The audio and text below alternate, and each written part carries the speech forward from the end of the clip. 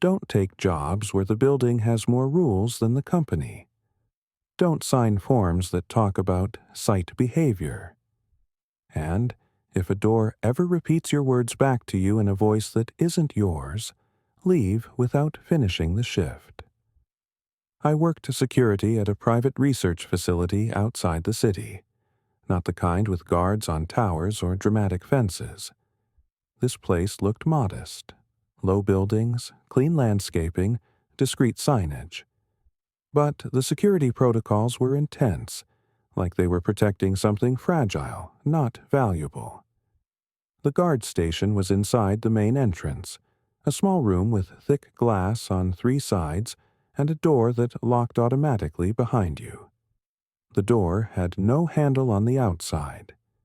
You needed badge access to open it from within, and an intercom to request entry from without. That door became the center of my problem. On my first day, the supervisor walked me through a list of odd policies.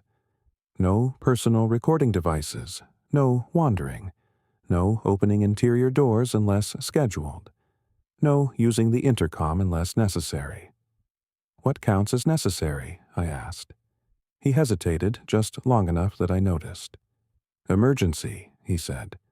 Or if you hear something that shouldn't be there. I asked what that meant, and he gave me a look like he was deciding how much truth a new employee could carry. You'll know, he said. That's how it always goes.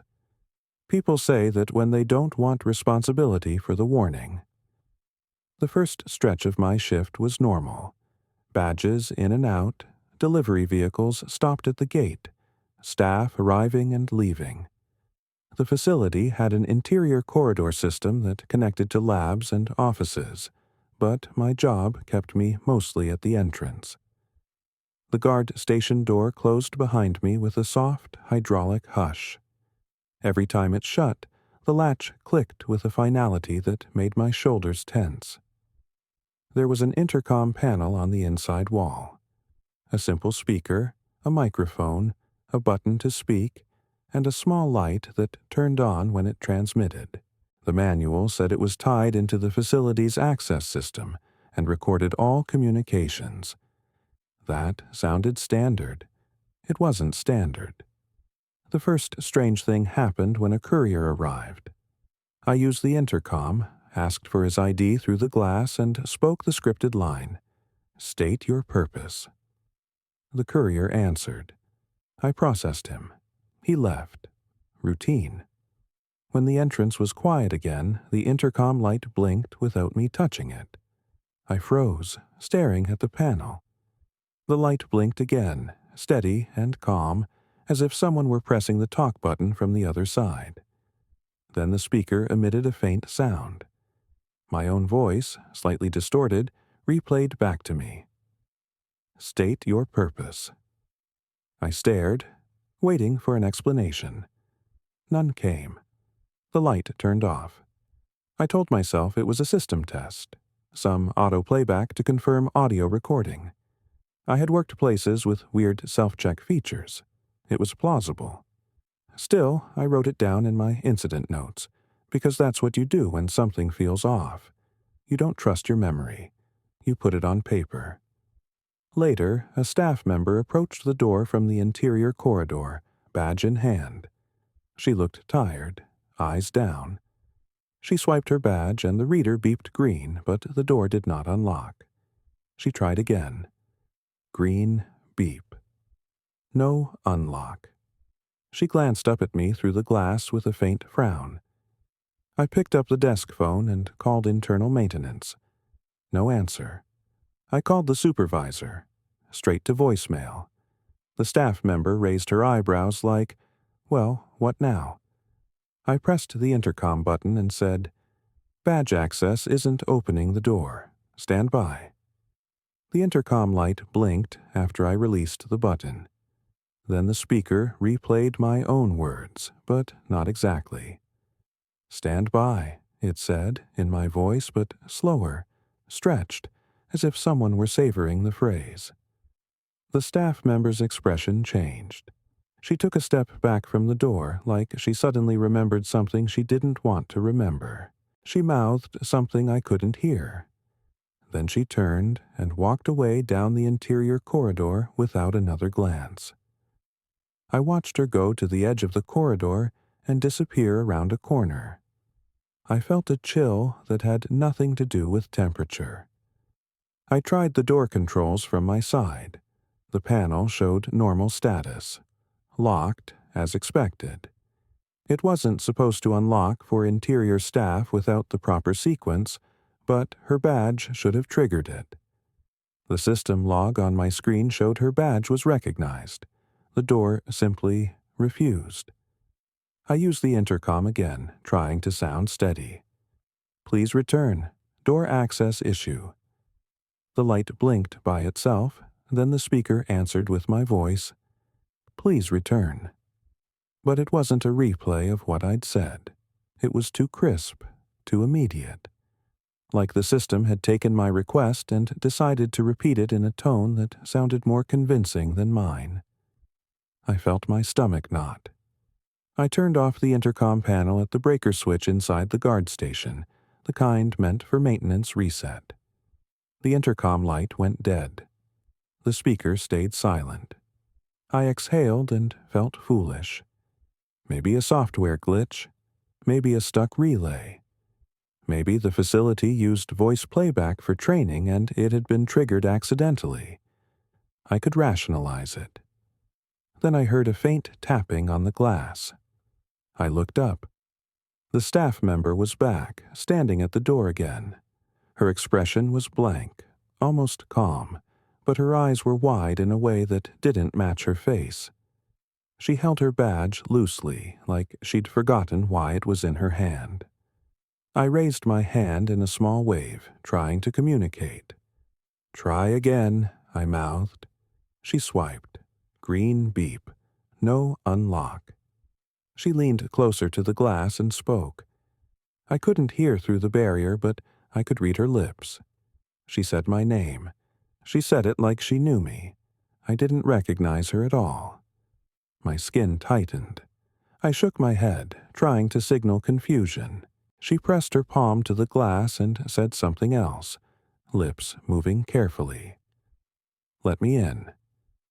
I pointed to the door panel, then to the phone, trying to indicate I was getting help. Her face stayed blank. Then her lips moved again.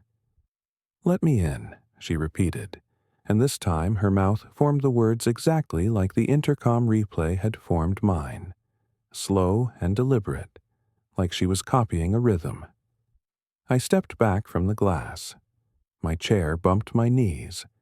The guard station suddenly felt smaller, like the walls had edged closer. I went to the breaker again and double-checked. The intercom was off. No power. Still, from the speaker grill, a faint hiss emerged, like a breath. Then my voice spoke from a powerless box. "Let me in." It came out soft, almost kind, like an invitation. The staff member's eyes flicked toward the speaker. She smiled a little, not with relief, but with recognition, as if she'd been waiting for that exact cue. I backed away until my shoulders touched the rear wall of the guard station. The glass in front of me felt like a screen rather than a barrier, like it might decide at any moment to stop being solid. I grabbed the desk phone again and dialed the supervisor. It rang, and rang. Through the glass, the staff member lifted her hand and knocked again, gentle, patient. I held the phone to my ear and stared at her, trying to force my brain to find a safe explanation. Her badge was real. Her uniform was real. Her face was human. But the way she stood was wrong.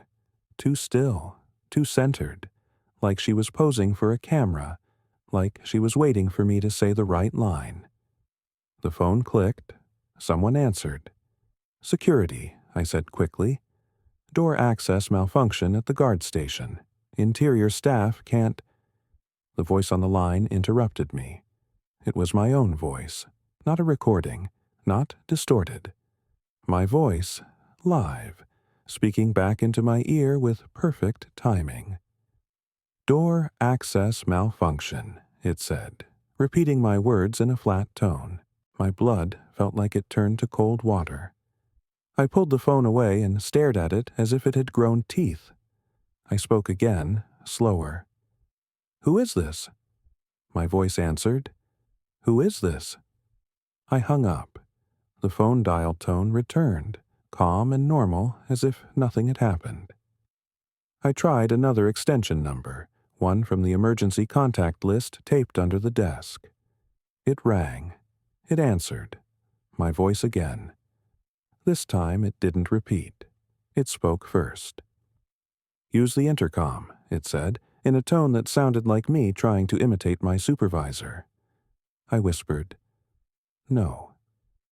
The staff member at the glass smiled a little wider, as if she could hear my whisper through the barrier.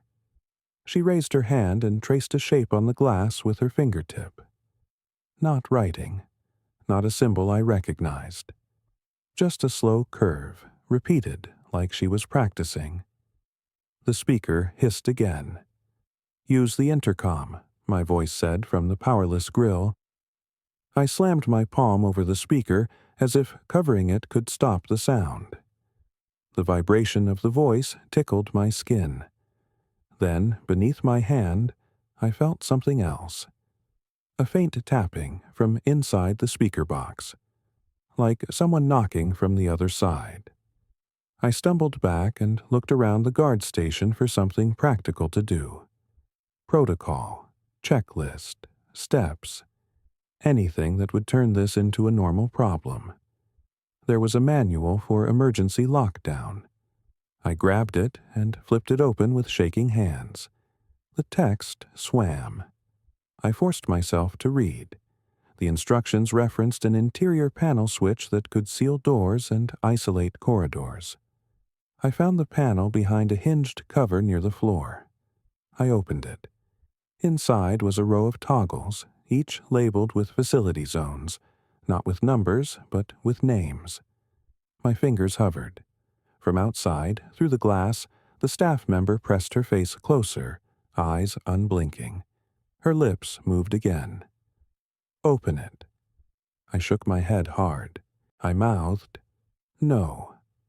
The speaker replied, very softly, "Open it." The words came out in my voice, but with a warmth I didn't recognize, like the building was trying to sound trustworthy. I flipped the lockdown toggle for the entrance zone. A low hum started, like a distant motor. The door behind the staff member clicked. Somewhere deeper in the facility, other locks engaged. The building shifted into a different mode, the kind meant to contain. The staff member's expression didn't change, but her eyes flicked briefly to the side, as if listening to something I couldn't hear. Then she stepped back from the glass, and the door unlocked. Not the interior door behind her. The guard station door. The one behind me. I heard the latch release with a soft, mechanical sound, like a polite invitation. I turned slowly and stared at the door. It stood there, slightly ajar, a thin line of darkness at the edge. I hadn't touched it. The controls hadn't indicated an unlock.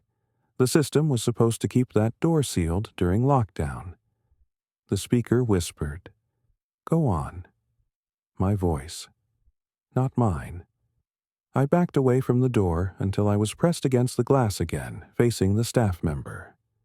She was watching me with a calm patience that felt practiced. Then, without moving her lips, I heard her voice. Not through the intercom. Not through the phone. Not even through the glass. Inside my head, like my own thought wearing someone else's tone. "Use your voice," it said. I squeezed my eyes shut. I tried to breathe. I tried to remember normal things. My car, my apartment, the smell of coffee, the feel of sunlight. I tried to anchor myself. When I opened my eyes, the staff member had moved. She was no longer outside the glass. She was behind the guard station door, standing in the doorway. No footsteps, no sound. Just the fact of her presence, like she had always been there and my eyes had simply caught up. Her uniform looked the same, but her face looked flatter, less detailed, like a copy made from memory. Her eyes still held that wide, patient focus. She opened her mouth, and my voice came out. Not a mimic, not an echo. My exact voice with my exact cadence. "State your purpose," she said. I backed away until my spine hit the glass. My breath came in shallow pulls. My hands pressed uselessly against the barrier. Her head tilted, listening to my breathing like it was a code. "State your purpose," she repeated, and the words felt like a command aimed at something deeper than my job. I tried to speak and couldn't. My throat tightened like it had been claimed. The speaker on the wall, still powerless, hissed with quiet satisfaction. "State your purpose," it whispered too. The staff member took a step into the guard station. The air seemed to thicken around her, like the room didn't want to share space. As she moved, I realized something that made my stomach drop further. Her badge, clipped to her chest, did not show her name. It showed mine. She stopped and looked at me like a mirror waiting for me to cooperate. Then, very gently, she said in my voice, "You can go."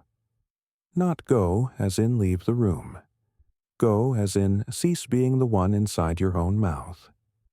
The lights in the guard station dimmed slightly, not from power loss, but like the building leaned closer, listening.